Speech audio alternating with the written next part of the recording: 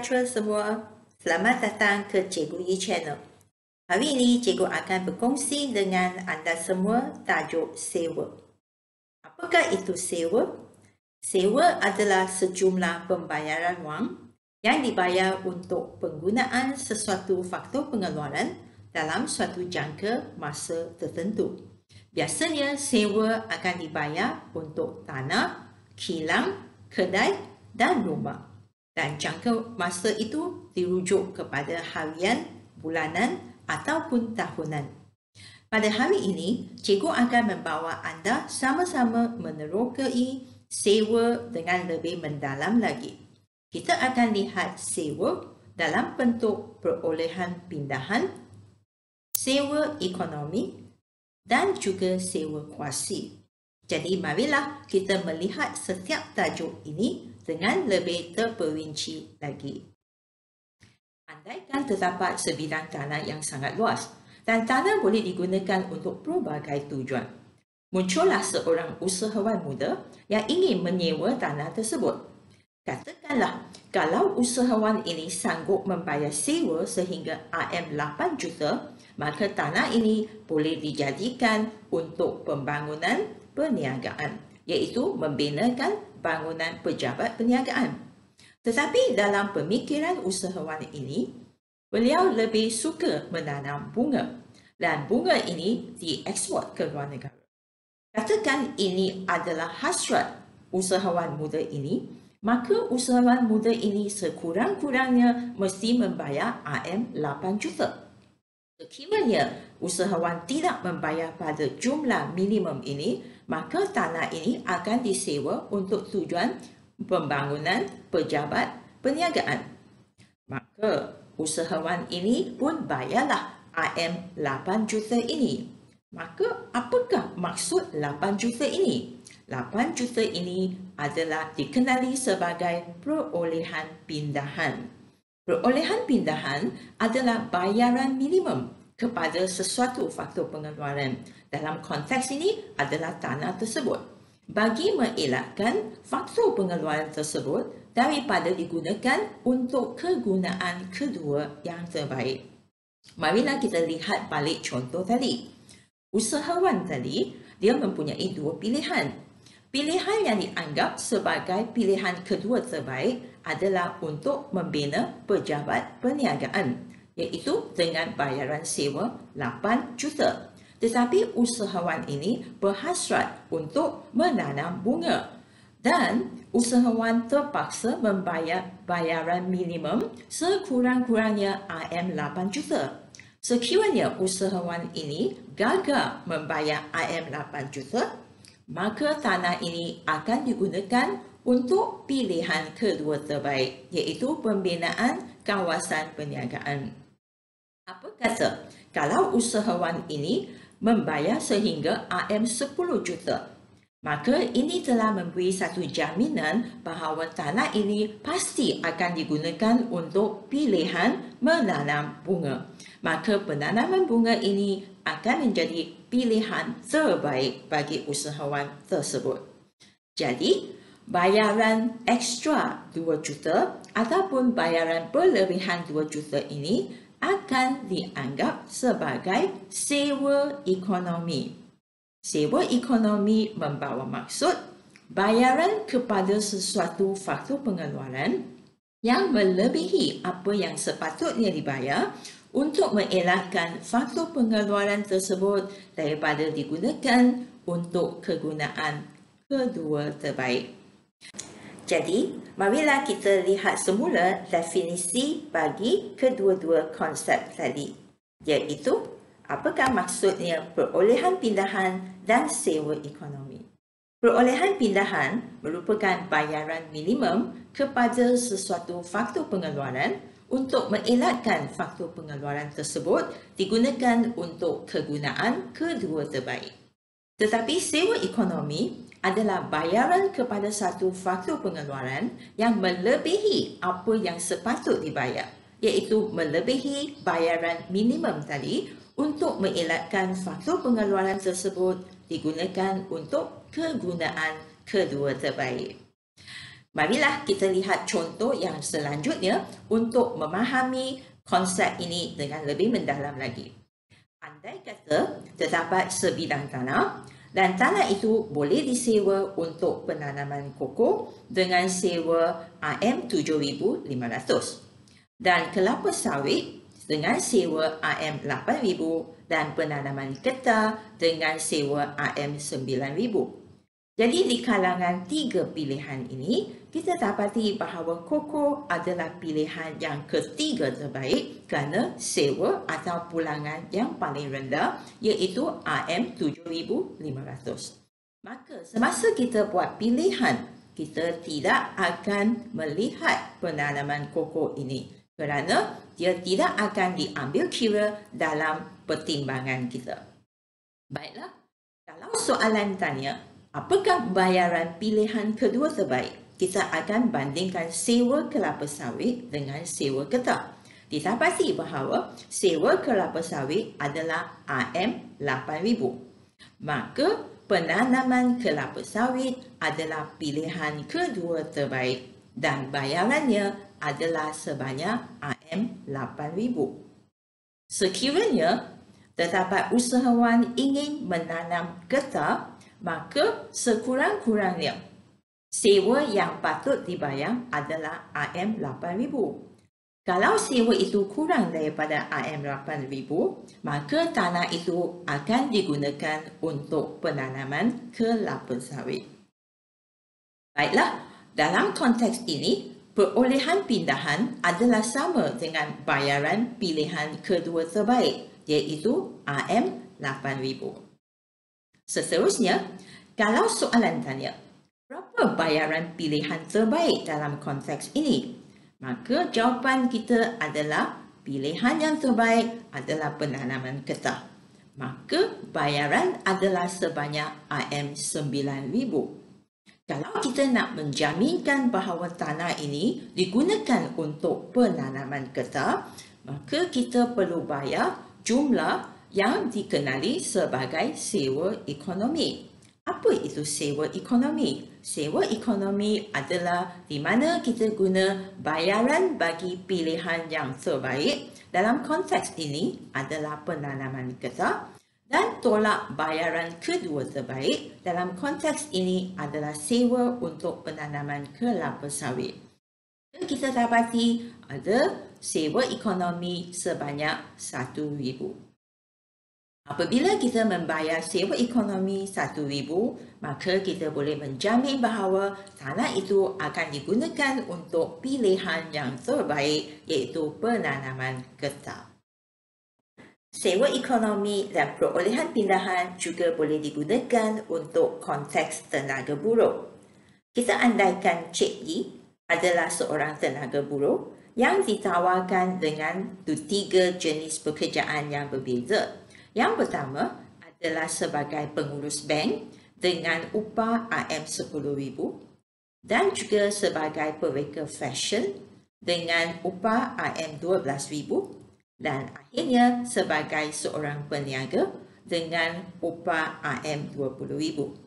Dalam konteks ini, kita akan tanya satu soalan yang mana adalah pilihan yang pertama, kedua dan ketiga terbaik. Kita merujuk kepada upah yang diterima oleh Cik Yi, maka pilihan ketiga terbaik adalah pengurus bank, pilihan kedua terbaik adalah pereka fashion dan pilihan yang terbaik adalah sebagai seorang peniaga. Dalam pilihan yang kita akan buat ini, kita akan batalkan pilihan ketiga sebab dia tidak akan dipertimbangkan memandangkan upah adalah paling rendah. Jadi antara pilihan yang paling baik dengan pilihan kedua terbaik, maka marilah kita jawab dua soalan. Berapakah perolehan pindahan Cik Yi dan berapakah sewa ekonomi dalam kes ini? Kalau kita ingin Cik Yi menjadi seorang peniaga, maka bayaran upah sekurang-kurangnya mesti sama taraf dengan bayaran upah pereka fashion, iaitu RM12,000. Dalam kes ini, perolehan pindahan akan sama dengan RM12,000, iaitu bayaran bagi pilihan kedua terbaik. Walau bagaimanapun, sewa ekonomi merupakan bayaran yang terbaik tolak bayaran yang kedua terbaik. Jadi RM20,000 tolak RM12,000. Jadi sewa ekonomi adalah sebanyak RM8,000. Dengan bayaran upah yang berlebihan RM8,000 ini, ia akan menjaminkan Cik Yi memilih pilihan yang terbaik, iaitu menjadi seorang peniaga. Baiklah, cikgu harap anda semua boleh faham bagaimana nak membezakan dan menghitungkan sewa ekonomi dan perolehan pindahan dalam konteks ini. Seterusnya, cikgu akan memperkenalkan satu lagi konsep di mana perolehan pindahan dan sewa ekonomi adalah dikaitkan dengan keanjalan penawaran, di mana keanjalan penawaran yang berbeza-beza akan mempengaruhi kawasan perolehan pindahan dan juga sewa ekonomi. Jadi marilah kita melihat tajuk ini dengan merujuk graf. Berdasarkan raja yang dipaparkan, paksi X mewakili kuantiti input, iaitu sama ada buruh ataupun tanah, dan paksi Y adalah harga input dalam sebutan ringgit Malaysia. Oleh kerana cikgu ingin menunjukkan keanjalan penawaran yang berbeza-beza, maka cikgu akan tetapkan keluk permintaan dengan keanjalan yang konsisten. Sekarang cikgu akan masukkan keluk penawaran yang tidak anjau, dan pelajar-pelajar boleh lihat bahawa keluk adalah berbentuk curam. Dan apabila TD bersilang dengan SS, maka terbentuklah titik keseimbangan E dan harga input pada P dan kuantiti input pada Q. Dan daripada kawasan di sini, kita akan lorikkan kawasan di bawah keluk penawaran, iaitu kawasan yang berbentuk segitiga Q1EQ, iaitu kawasan berwarna ungu yang adalah menunjukkan perolehan pindahan. Manakala kawasan yang berwarna kuning adalah sewa ekonomi dan diwakili oleh OPEQ1. Jadi, apabila SS adalah tidak anjau, didapati bahawa perolehan pindahan, iaitu kawasan berwarna ungu, adalah kurang daripada sewa ekonomi yang berwarna kuning. Jadi pelajar-pelajar mesti ingatkan bahawa perolehan pindahan adalah kawasan di bawah keluk penawaran, manakala kawasan sewa ekonomi adalah di atas keluk penawaran. Marilah kita lihat kes yang seterusnya. Sekarang cikgu akan lukis satu keluk penawaran yang anjau, dan pelajar-pelajar boleh lihat bahawa keluk SS adalah berbentuk landai dan keseimbangan dicapai pada titik E, di mana harga input adalah OP dan kuantiti keseimbangan adalah DOQ. Dan sekali lagi, cikgu akan lorikkan kawasan sewa ekonomi, iaitu di atas keluk penawaran, P1PE, dan kawasan di bawah, iaitu OP1EQ. Dan kawasan ungu adalah perolehan pindahan, manakala kawasan yang berwarna kuning adalah sewa ekonomi. Jadi, apakah kesimpulan yang kita boleh buat apabila SS adalah anjau? Apabila SS adalah anjau, kita dapati perolehan pindahan adalah lebih besar daripada sewa ekonomi. Baiklah, marilah kita lihat kes-kes yang seterusnya. Katakanlah, sekarang cikgu melukiskan keluk penawaran yang anjau satu, iaitu SS yang bermula dari titik asalan. Titik keseimbangan dicapai pada E dan harga input adalah P, kuantiti keseimbangan input adalah pada Q. Dan seperti yang kita buat sebelumnya, kawasan yang dilorikkan di bahagian bawah SS adalah perolehan pindahan, iaitu OEQ, dan bahagian yang dilorikkan di atas keluk penawaran adalah sewa ekonomi sebanyak OPE. Jadi, apabila SS adalah berbentuk anjau satu, didapati bahawa kawasan perolehan pindahan adalah sama dengan kawasan sewa ekonomi. Baiklah, sebelum cikgu mengajar anda dua lagi kes yang ekstrim, marilah kita lihat bagaimana putaran SS dari satu keanjalan ke anjalan yang lain akan memberikan kesan kepada sewa ekonomi dan juga perolehan pindahan. Andaikan SS pada asalnya adalah SS yang bermula dari titik asalan, iaitu SS yang anjau 1. Dan keseimbangan dicapai pada titik E, dan kawasan yang berlorek ungu adalah perolehan pindahan dan kawasan yang berlorek kuning adalah sewa ekonomi. Apa kata kalau sekarang cikgu cuba putarkan SS ini mengikut arah lawan jam? Jadi SS akan bertukar menjadi S1, S1. Marilah sekarang cikgu padamkan SS yang asal. Jadi berdasarkan S1, S1, didapati bahawa kawasan yang berlorek ini perlu diubahsuaikan, di mana kawasan yang berwarna ungu, iaitu perolehan pindahan, akan menjadi kawasan yang lebih kecil sekarang, iaitu diwakili oleh kawasan hijau. Manakala kawasan yang berwarna kuning, iaitu sewa ekonomi, akan meliputi satu kawasan yang lebih luas, iaitu bahagian seperti yang ditunjukkan.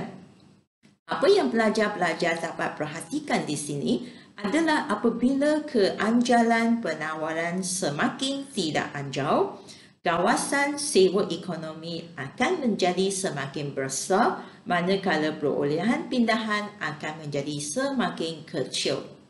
Marilah kita cuba lagi dengan memutarkan S1, S1 mengikut arah lawan jam sekali lagi. Kali ini cikgu akan jadikan S1 menjadi S2, di mana keanjalannya adalah lebih tidak anjau ataupun bentuk lebih curam. Jadi cikgu padamkan S1, S1. Di sini pelajar akan dapati bahawa kita perlu sekali lagi mengubahsuaikan kawasan yang mewakili sewa ekonomi dan perolehan pindahan. Cuba perhatikan graf. Kawasan perolehan pindahan sepatutnya menjadi lebih kecil, iaitu diwakili oleh kawasan yang berwarna biru, manakala sewa ekonomi akan meliputi satu kawasan yang lebih luas lagi. Ini adalah kerana S2, S2 telah menjadi kurang anjau. Okey, apa yang cikgu akan buat sekarang, cikgu akan putarkan S2, S2 menjadi satu kes yang ekstrim, iaitu menjadi S3, S3, di mana penawaran ini menjadi tidak anjau sempurna. Marilah kita padamkan S2, S2 sekarang. Jadi apabila keluk penawaran menjadi tidak anjau sempurna, seharusnya keseluruhan kawasan yang dilorekkan itu adalah sewa ekonomi. Maka perolehan pindahan akan menjadi sifar. Kalau pelajar-pelajar faham tentang konteks ini, maka tidak ada masalah kalau cikgu tunjukkan SS yang tidak anjau sempurna dan keseimbangan dicapai pada titik E, maka kawasan keseluruhan adalah sewa ekonomi sebesar OPEQ dan perolehan pindahan adalah sifar. Seterusnya, cikgu akan putarkan SS sekali lagi, tetapi kali ini akan mengikut arah jam. Perhatikan raja yang ditunjukkan.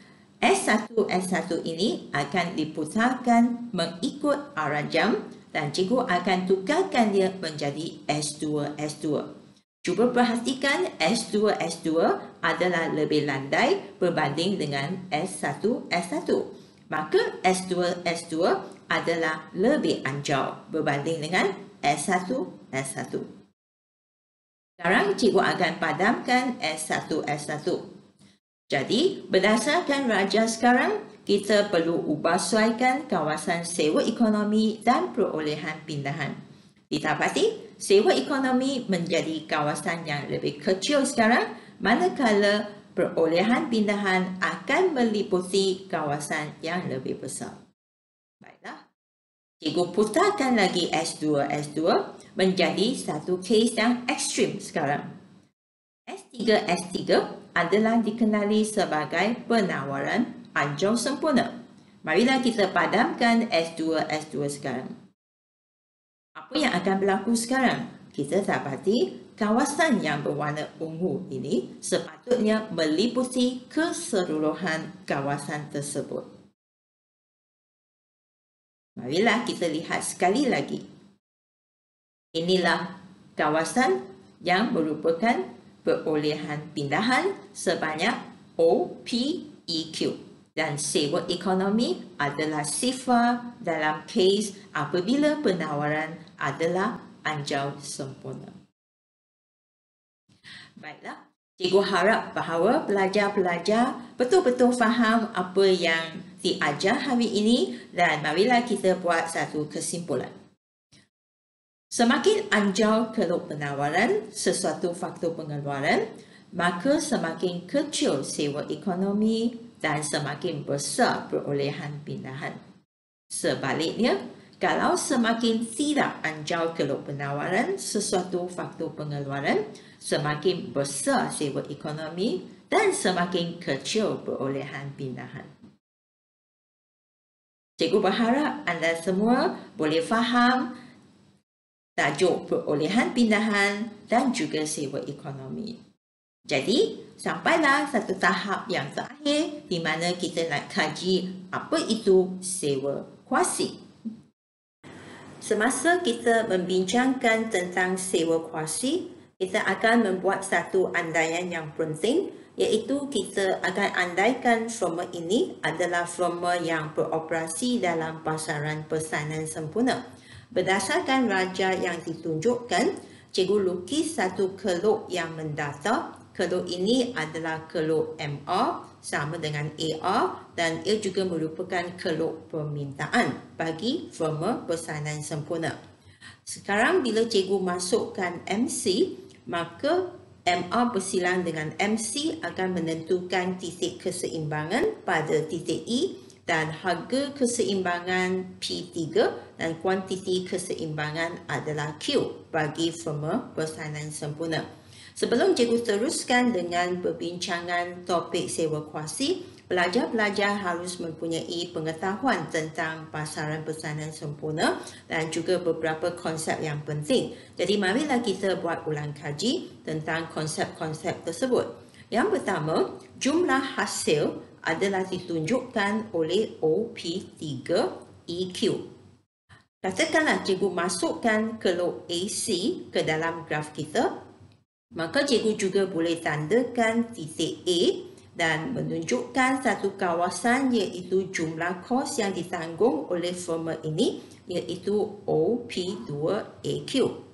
Seterusnya, cikgu lakarkan juga keluk AVC. Maka bila AVC dimasukkan, maka titik B juga boleh ditentukan. Jadi seterusnya, kita boleh menentukan jumlah kos berubah iaitu kawasan yang berlorek OP1BQ. Apa kata kalau soalan tanya jumlah kos tetap? Kita tahu bahawa jarak antara AC dengan AVC adalah AFC. Maksudnya, AFC adalah tersembunyi di antara titik AB. Apabila AFC didarabkan dengan kuantiti, maka kita akan dapat jumlah kos tetap yang ditunjukkan oleh kawasan yang berwarna biru iaitu P1, P2 dan AB. Seterusnya, kita dapati satu kawasan yang belum dilorekkan iaitu P2, P3 dan EA. Apakah kawasan itu? Kawasan itu adalah untung lebih normal iaitu P2, P3, EA. Baiklah, semua konsep-konsep ini adalah apa yang telah dikuasai oleh pelajar-pelajar semasa mempelajari topik pasaran persaingan sempurna. Maka dengan pengetahuan ada pada pelajar ini, kita akan lihat hari ini di mana dia kawasan sewa kuasi. Sewa kuasi adalah satu rumus dan dia menunjukkan satu kawasan antara jumlah hasil dengan jumlah kos berubah.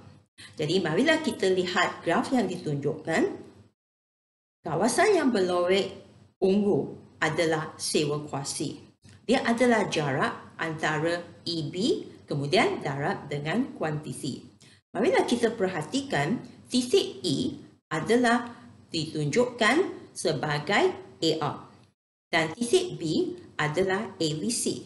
Jadi jarak antara AR dan AVC darab dengan kuantiti OQ, maka kita dapat kawasan yang berwarna ungu adalah sewa kuasi. Dalam erti kata lain, sewa kuasi adalah TR tolak TVC. Semasa kita bincang tentang sewa kuasi, ada beberapa konsep yang perlu kita faham. Antaranya ialah sewa kuasi adalah bayaran dalam jangka pendek.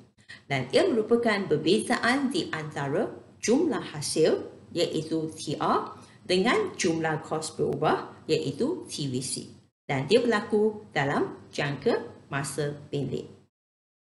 Dalam kawasan yang cikgu lorikkan tadi, sewa kuasi melingkungi jumlah kos tetap iaitu P1, P2, AB dan juga untung lebih normal iaitu P2, P3, EA. Baiklah, cikgu harap anda semua faham topik yang dipelajari hari ini. Jangan lupa share, like dan subscribe Cikgu Yi Channel untuk menonton video-video yang lebih menarik pada masa akan datang.